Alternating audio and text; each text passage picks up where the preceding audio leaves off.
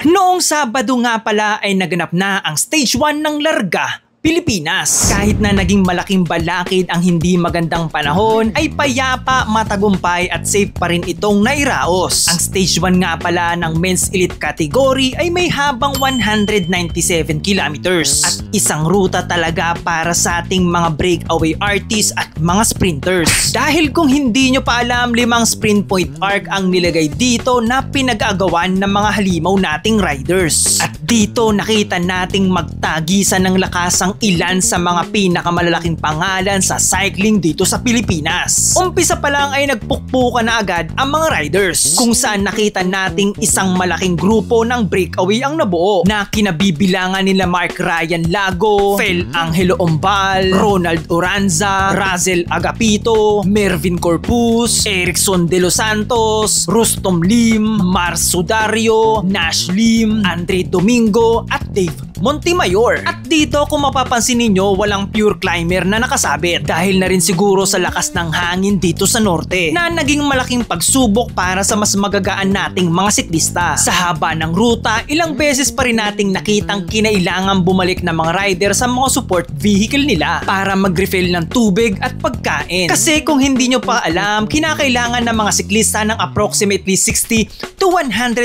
grams ng carbohydrate para lamang ma-maintain yung demand ng katawan nila during this hard effort. And for context, kung ang karera ay 4 na oras, basically during the race ay kinakailangan nilang kumain ng 4 na box ng pizza. During the race pa lang yan ha, hindi pa kasama yung post-race meal. Ang dali lang mag-bike, no? And lilinawin lang natin, hindi ibig sabihin na kapag kumain ka ay makaka-recover ka na agad. At ganun na nga ang nakita natin dito kay Andre Domingo. Dito ay nakita natin dahil na rin sa tuloy ng pacing nila ay unti-unting tinamaan ang batang Domingo na kinailangan pang suportahan ng kuya niyang si Ronald Oranza. Pero kahit anong damage control ang ginawa nila ay tuluyan pa rin pumutok ang karburador ni Andre Domingo at kinailangan kumala sa grupo ng breakaway. Dito naman sa likod ay buong lakas pa rin naghabol ang second group sa pangunguna ni Joseph Bora, Joshua Pascual, Marvin Mandak at marami pang iba. Pero tulad ng inaasahan natin, hindi lahat ng nasa unahan ay mga sprinter. Kaya naman muling sumugal na umatake at makawala ang ilang mga rider. Sa pangunguna ito ng MPTC rider na si Arking Roque. RR King Roque,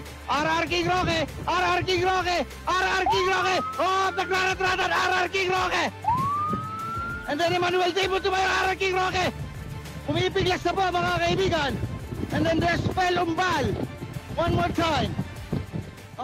Buong lakas nitong sinuong ang malapader na lakas ng headwind papuntang Nueva Ecija. Pero hindi papayag ang mga veterano na basta-basta lang sila iwan ng batang ito. Dito ay muli siyang nahabol ng grupo sa pangunguna ng former Ronda Pilipinas Best Young Rider na si Jeremy Lizardo at excellent noodle rider Mars Sudario. Pero hindi pa man nakakahinga ang lahat ay muling sumukli ng do or die na banat itong si Fel Angelo Umbal. Dito ay susubukin niyang solohin ang natitirang 20 kilometro pero hindi ito pinalayo ng grupo at minintain lamang ang layo sa kanya. Sa pagkakataong ito, sa ayaw man natin or gusto, mauuwi ito sa isang makapulikat na bunch sprint. At bago natin ipakita yung bakbakan na nangyari, pasalamatan muna natin yung mga sponsor na tumulong para maisakatuparan itong palaro natin. Ito ay ang Smart Sports, Red Dynasty Seafood and Hotspot Restaurant, Smart Communication, MVP Sport Foundation, Maida Smart Resources and Corporation, Manny Pacquiao Foundation, PusoP.com, Chiki Fam, Senator Bongo, Hytera Philippines, 888 Horseman Group Incorporated, TCG Apparel, Abra Weavers, Nueva Ecija Rice Vanguards, Surecom Wireless Communication Service, NLEX and Esitex Metro Pacific Tollways, PCSO Scratch It, PCSO Go for Gold, Zen Institute Medical Spa, MPT Drive Hub, Vian Cuevas, To The Right Coffee, Zamboanga Valientes, Sinom, Elves, Pixio, Philippine Sport Commission, Phil Cycling and Games and Amusement Board. At ito na, wala nang patumpik-tumpik pa. Bakbaka na. Ang likuran, Nash Lim, siya po ang nagtitiman. Oh my goodness.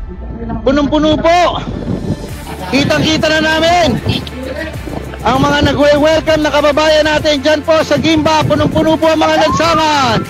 Nash Lim, nasa harap. Russell Agapito. Nashlim pa rin. Nashlim, binabantayan po nito pong si Pelobal. Nashlim pa mga kaibigan. Nashlim, nagkakatawa na. Final 1.8 kilometers.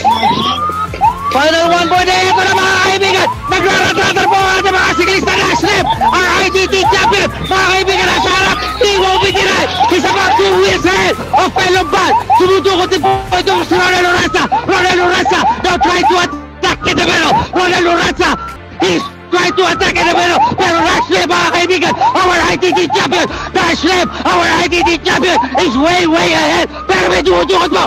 Oh my goodness, it looks like Mark Ryan Lago. Mark Ryan Lago, welcome sir. Mark Ryan Lago. Mark Ryan Lago. Diba tama ang hula ko? Sinabi ko sa inyo mga kaibigan. Mark Ryan Lago. Namamahinga lang. Nagkamali po ba ako sa inyo na sinabi? At dito tingnan naman natin kung paano nga ba nakakuha ng panalo si Mark Ryan Lago. Dito sa last 100 meters ay makikita nating nasa unahan sila Mars Sudario, Ronald Oranza, Nashlim, Fel Umbal at Mervin Corpus. Pero pagpasok ng last 50 meters ay biglang pumuslit galing sa likod sina Dave Montemayor at Mark Ryan Lago. At dahil sa mas magandang timing, dito ay pinakawala ni Mark Ryan Lago ang isang makapulikat na sprint para biguin ang mga kalaban niya. Pero hindi rin naman talaga basta-basta magpapatalo itong si Mars Sudario. Pero gaya nga ng sabi natin, dahil galing sa likod, mas maganda ang momentum nitong si Mark Ryan Lago na nagawa pang mag-no hands na parang ibon pagdating sa finish line. Dito ay nag-second place naman sila Mars Sudario, third naman si Nashlim, fourth si Ronald Oranza at panglima naman si Manuel Dave Montemayor. Nanguna naman sa team classification ang MPT Drive Hub na may layong 4 seconds sa Team Excellent Noodles at Go for Gold Cycling Team. Nashlim, binabantayan po nito pong si Pelobal. Nashlim pa mga kaibigan. Nashlim, nagkakatawa na. Final 1.8 kilometers. Final 1.8, ito na mga kaibigan. Naglaratratar po ang ating mga siklista. Nashlim, our ITT champion. Mga kaibigan, nasa harap. He won't be denied. He's about 2 wheels ahead of Pelobal. Sumudukot din po ito si Ronel Lorenza. Ronel Lorenza now trying to attack in the middle. Ronel Lorenza, he's trying to attack in the middle. Pero Nashlim, mga kaibigan, our ITT champion. Nashlim, our ITT champion is way ahead. Pero may dumudukot mo. Oh my goodness, it looks like Mark Ryan Lago. Mark Ryan Lago, welcome sir. Mark Ryan Lago. Mark Ryan Lago. Diba tama ang hula ko? Sinabi ko sa inyo mga kaibigan. Mark Ryan Lago. Namamahinga lang. Nagkamali po ba ako sa inyo na sinabi?